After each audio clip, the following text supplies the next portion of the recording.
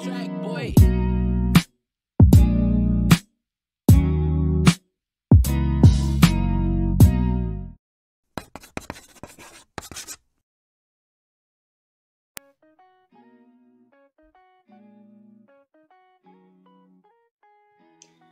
Melalui pendekatan proses diharapkan dapat membantu merancang sebuah tulisan agar tepat sasaran, sesuai tujuan penulis. Terdapat 4 unsur di dalam pendekatan proses ini, yaitu topik, apa yang akan dibahas, tujuan, apa yang akan dituliskan, jenis atau bentuk mana yang dipilih, pembaca sasaran, siapa pembaca yang dituju?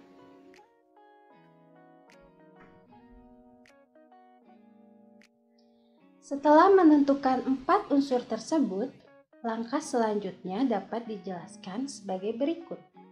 1. Pra-menulis atau pre-writing. Pra-menulis adalah aktivitas untuk mengarahkan pikiran dan rencana Anda sebelum menulis draft pertama. Hal-hal yang termasuk pra-menulis yaitu menetapkan tujuan penulisan, mengumpulkan informasi dan bahan tulisan, memilih bentuk tulisan, membuat perencanaan isi, menetapkan pembaca sasaran atau audiensi. 2. Menulis draft pertama. Draft atau buram adalah kreasi pertama dari ide. Bagaimana cara terbaik menulis draft?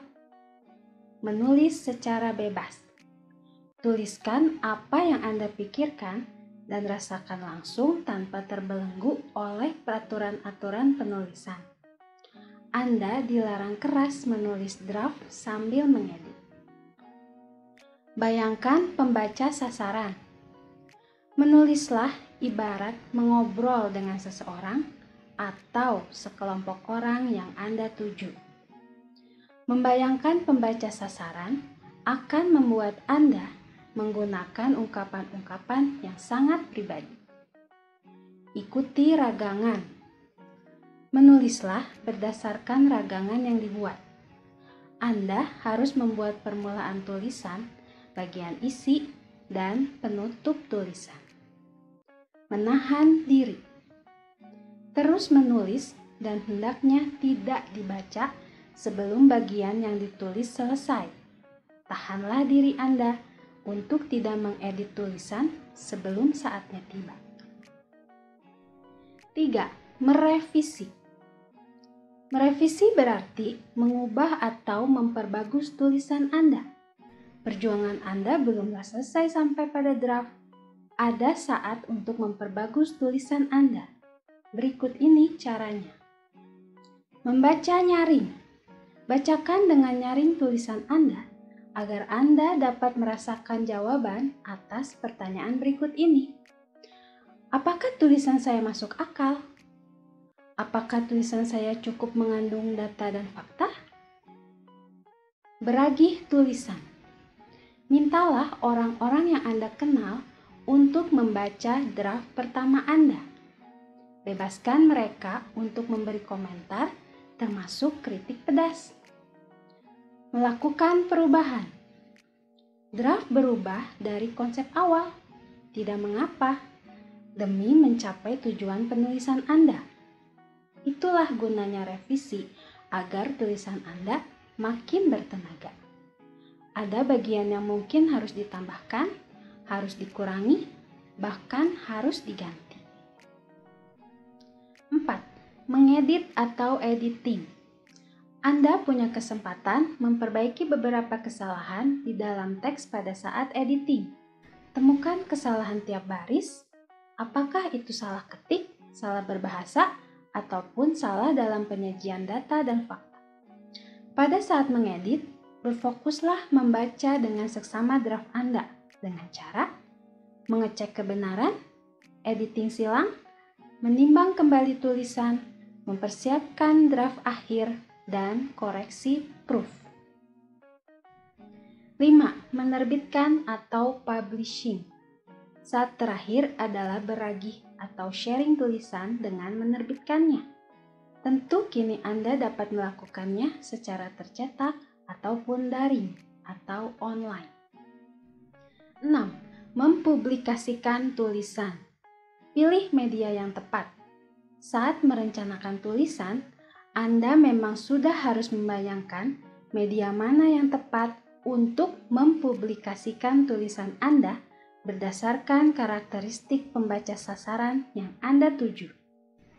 Ikuti syarat dan ketentuan. Setiap media memiliki syarat dan ketentuan berbeda-beda terkait tulisan. Anda harus mengikuti syarat dan ketentuan tersebut untuk memastikan tulisan dapat lolos dari segi fisik naskah.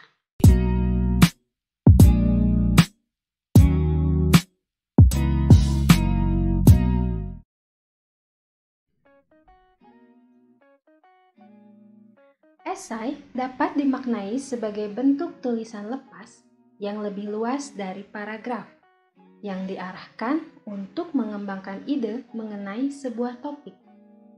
Esai memiliki 3 hal penting, yakni bagaimana mengeksplorasi area kajian dan menyampaikan penilaian mengenai sebuah isu, bagaimana merangkai argumen untuk mendukung penilaian tersebut berdasarkan pada nalar dan bukti, dan bagaimana menghasilkan esai yang menarik dan memiliki struktur koheren.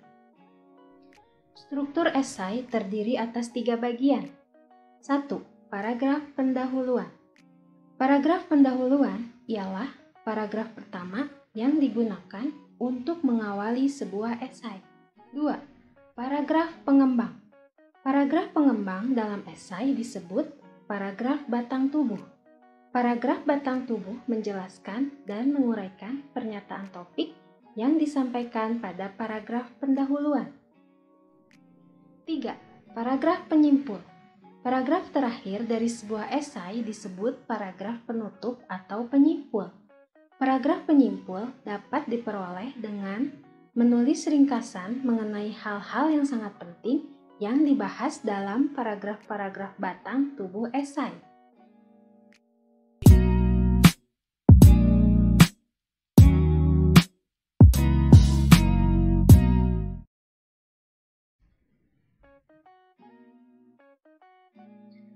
Menulis berita berarti menangkap peristiwa aktual dan faktual ke dalam bentuk tulisan. Isu yang diangkat pun benar-benar harus bermanfaat untuk masyarakat. Berita merupakan informasi yang berupa fakta. Konstruksi berita memiliki rancang bangun sebagai berikut. Headline atau judul berita, lead atau teras berita, dan body atau kelengkapan dan penjelasan berita. Headline atau judul berita pada hakikatnya merupakan intisari dari berita.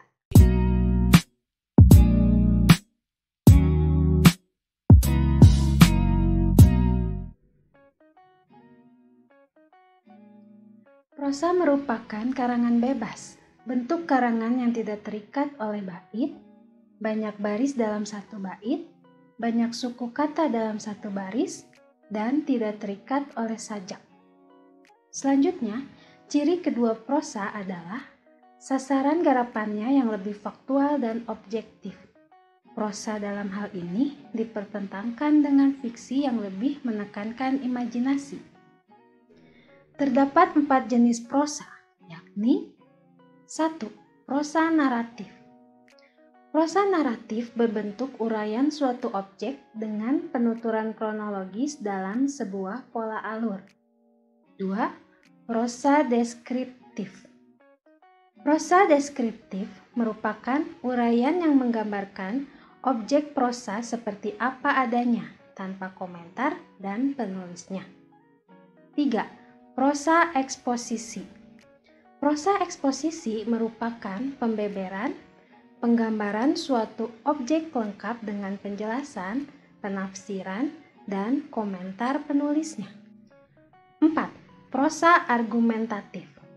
Prosa argumentatif merupakan pembeberan suatu masalah ditinjau dari segi tertentu, lengkap dengan segala alasan atau argumentasinya. Prosa merupakan karangan bebas yang mengekspresikan pengalaman batin pengarang mengenai masalah kehidupan dalam bentuk dan isi yang harmonis, yang menimbulkan kesan estetik.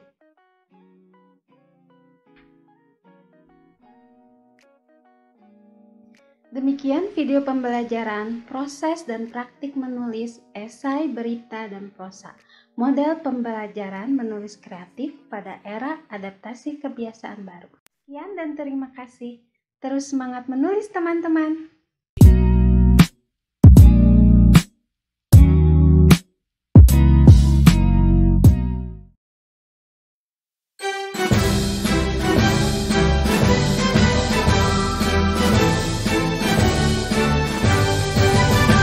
Ayo bersatu padu, ayo bergandeng tangan, ayo bekerja sekuat tenaga.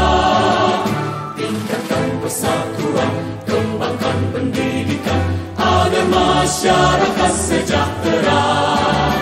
Ayo bersama-sama kreatif